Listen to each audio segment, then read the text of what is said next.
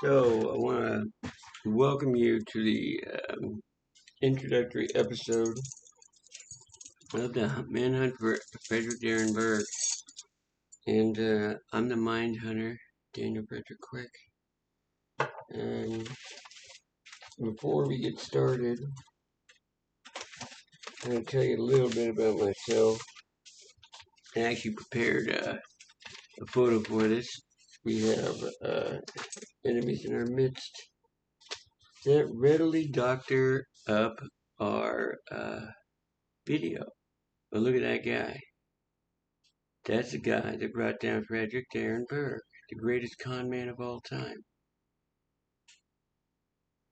I say he's the greatest con man of all time because he did it by himself. He walked away with $125 million. White collar just took it right from investors. And he was free. He had a chance to do what he wanted with the money. Plenty of time to plan his escape, plenty of time to plan probably his capture, plenty of time to plan and overplan and replan. If you look at the footage, in some of this I might get inaccurate. I haven't had time to do all the research I wanted, but when Darren, I represented Darren's partner, Rob Petrick, in a legal proceeding back in 2012 at the Justice Department, and I sort of knew them socially and some other people in Seattle, in the same circle. So when Darren would get up there, he'd give these pitch sessions like you would for a hedge fund or something, right? And Darren would get in front of the audience, and here's what he would say. He'd say, look, making money is difficult. If anyone tells you that making money is easy, they're lying to you. It's not easy. Making money is very, very difficult. And you'd have these little transparent things that you might, have in third or fourth grade. And then you'd go into his system, his money-making system, which would be a scam. Yeah. But for other reasons, I need to start and kind of explain the history of this. So this would be a map. It's like a trademark thing that I do. Draw the map of the world, and then I start to imagine things, where they would be, what they would be doing. This was Darren Berg's first world, as far as we know. This is the United States, is Florida, Cuba, and from what the work I'd done, from what I know, he'd be living here in the Florida Keys and traveling freely in this area here. That don't know exactly, but he had put money in Belize down here, and I've been to Belize. And it was thought that his drug connections were Colombian, not Mexican, and there's some reasons for that. But the Colombian thing ties it back to Luis Alvarez and Ferndale. I'm sitting up in Ferndale thinking about this. But this is Darren's world, and of course, I'm going to get into some of this, but all this culminated in the fact that on 11/10 here, I tracked him down as living under the name Daryl Blankenship. Daryl Blankenship was his best friend back then, his ex-boyfriend before my guy Rob. And he was a flight attendant for United Airlines. Darren purportedly took over his identity. I still don't know what happened with Daryl. Daryl might have been being paid to lay low. He might have killed him. Who knows? That's not important. We tracked to this identity he'd been using.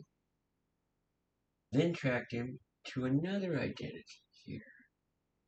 The identity of a guy named Dave. Dave is Dave from Chevron Station. By where I was.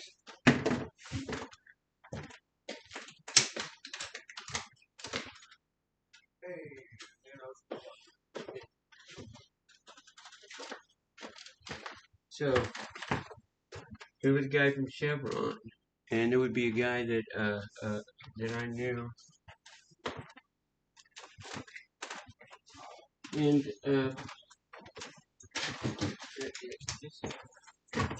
so I tracked him to this other identity, a guy named Dave at the Chevron station across from where I used to live. And then that culminated in me also tracking down someone who was helping him through the gay newspapers. It was like in a movie, where someone was sending messages to him.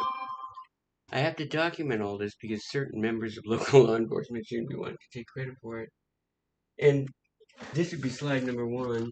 We're going to take a brief break here just for a few moments, and when we come back, I'm going to be into slide number 2. And I'm going to talk about the 24-hour day surveillance he has and what it means. And we'll be right back. I want the audience to just digest that. So here we are in slide number 2, and I'm going to miss things with this presentation because it was so last minute. You know, I myself am not prepared. But here's what I wanted, the point I wanted to get at, if I can, the lighting here. But I'm going to read this. What explains the 24-hour day, 7-day-a-week coverage on me, purportedly by Berg and Staberg, that is, by someone, 24/7 coverage, and I'm assuming, I know some of it was by the bad guys, so I'm just putting in Berg. So the assumptions here, this is my mental pathway that I laid. I just thought this stuff up. Assume that I was being watched 24/7, and that all my incoming calls, mail, in-person contact was monitored by the bad guys very closely. I know it was, but just assume that. Assume that they made extraordinary efforts to erase and avoid any publications on public social media, meeting new friends, new employment, and that those things were really clamped down upon. That is, the new avenues of communication and the things disseminated to the public. Like, why? Why would you? Part of this isolated alien. Assume also, uh, uh, uh, assume also that Burr was this guy from Chevron, right across from me at 110 North Sandwich Way, right across from the hotel where I used to live. I used to go in and talk to him in the morning. Okay? And then think about, why would this be true? Like, with those kind of efforts, what are they trying to do? It's not just pure surveillance. Okay? If it's too much effort for that, they don't need that many guys. It's also too much effort for any kind of simple identity theft. Like, they're on me for everything all the time, at teams of them. Okay? This is what the conclusion I made. That Burr, or someone, was planning on assuming my identity. That they invested all that time over and over again for about a 3-year period from 2022 to 2025. Okay? It would have been like a high-end identity theft where they knew everything about me. Why 2022? The manhunt for him. That is, I first started working on this case, again, with Deputy Jerome's son in 2022. And he probably got wind of that. And came up with this plan both to oversee my demise, to watch the investigation here, and then when the identity theft or whatever, when I was killed, whatever happened, he would literally become me, thereby owning the book that I started to write. I started writing a book in 2022 called Catch Me If You Can Again. It was about Darren Berg, the greatest con man of all time, you understand? So this guy got arrested, went to federal prison for 5-6 years, escaped federal prison, okay? And walked out of minimum security with another guard, got on an airplane, and got outside the U.S. borders. And those are two very difficult things, escaping federal prison and then getting outside the border, especially as a Caucasian man. I don't think anybody else has done that, or very few people have done that, and that's according to the Marshal Service. So now he took $100 million, escaped, got out of the country. Like, it's remarkable. It's just bucking the system. Anyway, he would then own, by being me, he'd own the books, he could control the investigation. It's quite remarkable. And so then, this was near the end, you understand. There was a period of time here where I worked with people to get inside his head as to what he was thinking, you know, the gay expat lifestyle. And I want to go into this a little bit. Like, I had experience working at the largest gay law firm in Seattle, and there's no reason, it's kind of just coincidence that happened. You know, and I'd be tapping into my experience here, but I started doing a mental map of, think of, if he's out there, But Berg is bisexual or gay. I'm not sure which one. I'm not sure he knows. But I made these assumptions, and I knew he was. So I started with this map here, and I'm gonna have to somewhat take this up real quick. Uh, the typical thing would be like I want you to think about it's what we used to call the gay mafia. The gentleman would be like your father's age, 70s, 80s, and they grew up in a different era of America, say the 70s, say 70s in maybe Idaho or Wyoming, right? And they watched their gay friends literally get the shit kicked out of them and left for dead in ditches. That kind of thing used to happen in small towns. It still does, believe it or not. You can believe it comes from an ignorance and a misunderstanding, and a lack of tolerance, obviously. But think of for that generation,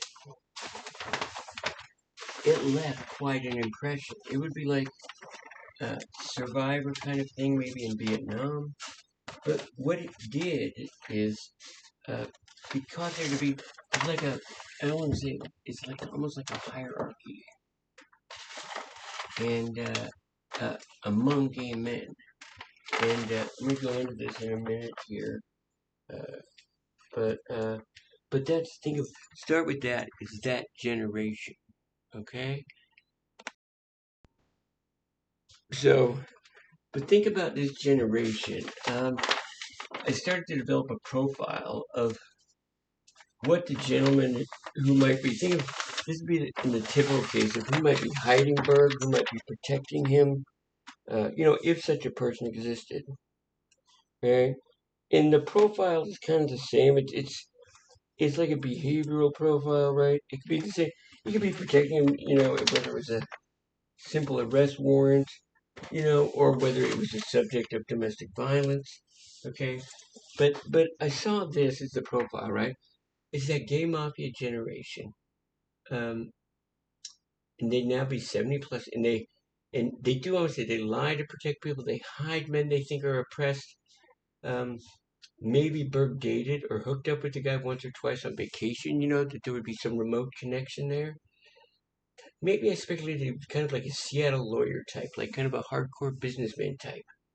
Uh, and then he might, own some property on an island somewhere. He would probably physically look very similar. He'd be thin, he'd be tan, kind of like these nice but casual clothes. He'd be like your father's grumpy old gay friend who hates everyone, right? Also, the guy might have, as part of the profile, this like there's this kind of how should I say weird pecking order.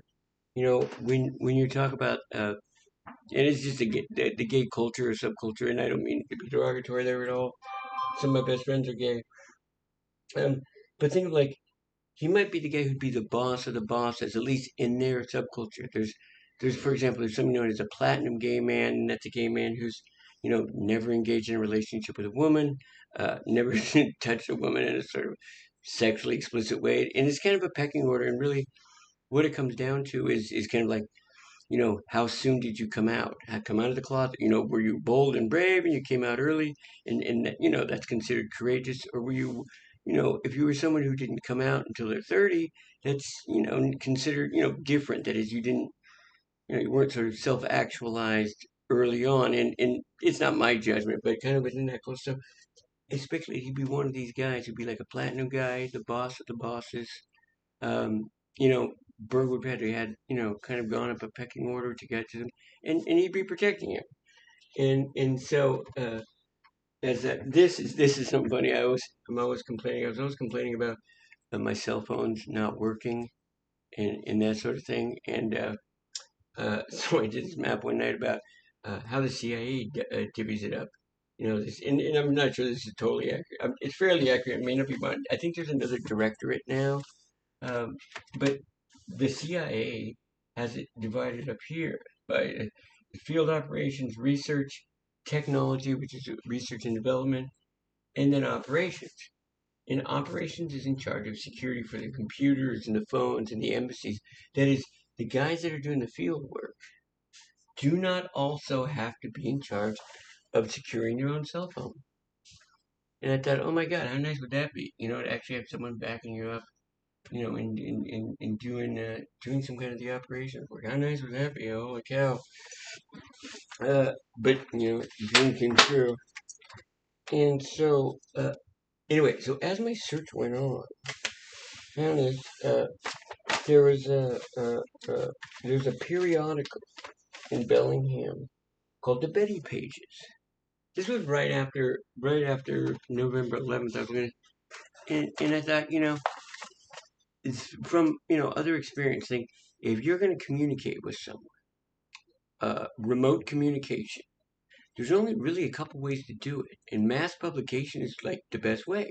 You have a few code words, and it would be something that stands out. Like for example, one code would say a name would be Redendrunt. And it's spelled a certain way, RDEN. But so anytime someone would see that name Redendrunt, for example, Redendrunt, they'd know, hey, well that's my guy. Nobody else uses Redendrunt. And then you'd have an article with coding and so forth in it. So, and I got a notion that it might be. So I found the Betty Pages, which is the local sort of, it's gay and lesbian alternative lifestyle magazine kind of thing. And I look in the back and I see, it's this guy Richard Allsdorf or Allsworth. I think I'm pronouncing it correctly. And he'd been sending some kind of messages to Berg. The first one was December, and then January 2026, 2022, and I consulted with a number of people as to what those messages might mean, and concluded they were essentially a warning to Berg the time to get out. And my life has been interfered with and so forth. I haven't had time to do as much work as I wanted, but after a month or so of this, I go back and I'm like, okay, well in December, like who is this guy? Like, how would you know to warn Berg? I mean, he would kind of have written that article almost about the same time that I would have been first communicating to the marshals of his location. So I'm thinking, okay, is he an intermediary? Does he have a plant in the BPD? A gay person is sympathetic. Like, how does he know to warn him? One of the things that set me off was the South Korea reference. My understanding is that a lot of narco traffickers and people fly through South Korea, and that has the effects of cutting off extradition for a number of things. So, anyway, where that led me to brings us to almost about current, where this is December 20th, right? So this is about a month and a half after I first reported birth. And then here we are, and let me go this whole thing. And that, where are we now? Let's assume I reported him. Some of this is going on, like what's up with Berg, right? Like, they haven't picked him up yet. I figure maybe they're watching him to try to find the money. I mean, when Darren was first arrested, he had done all this by himself. He had a series of P.O. boxes, like 21 P.O. boxes, indicating 21 different businesses, he'd invested in. Think of money he'd loaned to friends, to a plumbing business, to this, that. Those are all active businesses. But he'd done it alone. He didn't have an assistant like Bernie Madoff did. Bernie Madoff had his main guy was cutting checks and doing. Berg did it alone. So even then, after his arrest, the Justice Department had to come back and get his cooperation to track down the money, even some of the money. They actually did a cooperation agreement after his arrest, under which Berg got paid. Didn't take too long before he hid another 150,000 from some transaction from the feds, which violated the cooperation agreement, and they slapped him with like another 15 years. Okay, but they had to come back to him. There was no way for them to track the money. So I started thinking, okay, he's doing the same thing this time, right? He's coming back. He knows there's some power in that. Okay, so now we're in December. We're a month and a half after. Maybe he knows something's going down. He smells. Okay, maybe he just picked up my correspondence. If he just snooped on my correspondence, he'd know. So he's angry at me for ruining his plans. And where is he, right? Physically. There were people in my life that kept getting approached. There was a hypothetical that he'd approached my females. All these women done something to it. That he had framed one, framed Olivia, and that his mission had changed to killing me for a short time. Why did I suspect this? Well, like, this can be weird. See, old dogs know no tricks. He's still at the marina. He was at the Bellingham Marina in a boat, doing what he did in the Florida Keys, knowing the waters were coming and going freely between the U.S. and Canada. And that's what he's doing. I have this map. I called it the Bermuda Triangle. It's Bellingham, Port Townsend, Seattle, and he would know this whole area. Uh, and then his appearance as being here, the guy I thought he was, thin, baggy clothes. Uh, but think of it this way, like, I started thinking, well, why? Why did Darren? Like, he went from kind of a beefy guy in prison, naturally, to a very, very thin guy. Like, what is that? Just stress? Is that natural? I mean, there were a number of theories. Number one was that he was ill, that he had caught HIV or something. He was sick. Another one was that he needed to be thin for certain reasons. You know, at one point the theory was that he had something like a hydroplane, a small aviation device that you have to be light on, like a paraglider, and the lightweight he'd need in order to be able to, be on that and navigate it, for an escape or transportation. Another would be that he needed to be light, just for his appearance, or maybe light to fit into certain physical spaces where there might be either money stashed or whatever. Anyway, um, I went down and eventually shot video footage of him on a certain day down at the Chevron station at 110 North Sandwich Way, and got the footage off to Mark Calvert, who, by the way, Mr. Calvert has been very supportive and instrumental in all this as the head of the creditor committee. He very, very generously made time for me, came up and made personal visits when he certainly didn't have to.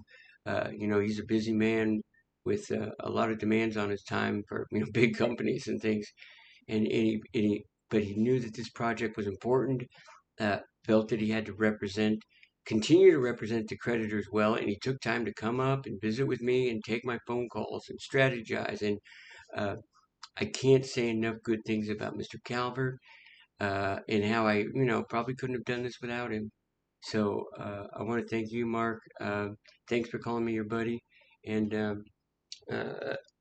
Mark is somebody that I had worked with, and so anyway, so we get to this process, and I'm still getting resistance from some party. I don't know, who's cutting off certain phone calls. We're in January, February now, and then January 12th hits, and I get poisoned with something like charcoal. I'm on the ground for 10 days straight. I go to the doctor 5 times in 10 days, and uh, things like that. And I start to wonder, my God, what's going on? And, for a guy like me, like, that experience was extremely painful, physically painful. But again, I didn't really know who was responsible for it. Right? So what I did is, I have these documents right there. This is my kill master list, and I try to get this on the video. There we go. It's showing up a little better. There's page 1, and page 2. Some of the items on here I thought clearly were Berg related, and I'm just trying to get that so it appears. And here, some of this. There were a lot of instances, basically teams chasing me on my bike every day. Boy, did we have some fun here. And that list was not complete exactly. That list then, among other things, culminated in me starting a new writing project. And I'm hoping I have a copy of it here. I think I do. This new writing project called The Burglars of Bellingham. It's still, okay, it is still a work in progress, people. I have to say, Burglars of Bellingham is something that chronicles the way that the Bellingham Police Department got in my way and really hindered this investigation. I think what happened, if if I had to guess, give you my best guess at this point, and I'm about to wrap up the presentation, I say it was like this movie Shutter Island with Leonardo DiCaprio. You know, Leonardo DiCaprio's a war hero in this movie, and then he comes back to the home front, but he's mentally messed up, right? So he's in a mental hospital, and but the doctors love him so much. You know, he's a hero. He did all this good work. So eventually, they decide to indulge his crazy fantasies that he's still an investigator, right? And all the doctors dress up kind of like suspects, and they do this role play. And then at the end of the movie, he by himself discovers that he's crazy, you know, and probably realizes he needs therapy. Well, the search for Burke was kind of like that. I think the BPD who was witnessing it thought I was crazy. No way they think I could possibly pull it off. And then I pulled it off, right? Which instead of me realizing I was crazy at the end of it, they realized they were crazy. Maybe crazy for not helping me, maybe because, and that probably drove them nuts. Because they really didn't do anything to help. They hindered, they broke into my office, they did all kinds, and now they're trying to steal credit. I'm not gonna go into more detail, but look, like I never had any downs. Like I never had a family. Like I've dedicated my life to this kind of work, legal work and investigative work, and um, ordinary men like me, can become masters and they can do great things. I did this uh, out of the love of my country, the wanting to bring this man to justice for kind of the poor example that he had set, and if it is him, and if it really happened, I did it for love, God, and country, and it's at significant risk and significant cost to me. Uh, but I certainly wouldn't change a thing, and that's it. It's not a bunch of lies designed to make me sound good or whatever. It's just exactly what happened. And so, I want to thank everybody for tuning in. Uh, it was quite a feeling when it finally again happened, if it's true. And just to be braggadocious for a moment, it's always been my dream to be even, you know, held in that potential company as doing something great or heroic or that no one else could do. And God bless America. I couldn't have done it without my faith. Thank the Lord. And hopefully this, this sad chapter with Darren will be concluded soon. And I was just grateful to be part of the team and make a contribution. And marshals get their man. That's what I'll say. Don't mess with the marshals. God bless you and thank you for tuning in. Again, it's been Daniel F. Quick, your humble servant, and I kind of hope that nothing will ever be this difficult again. God bless you. Thank you and have a great night. Sleep well.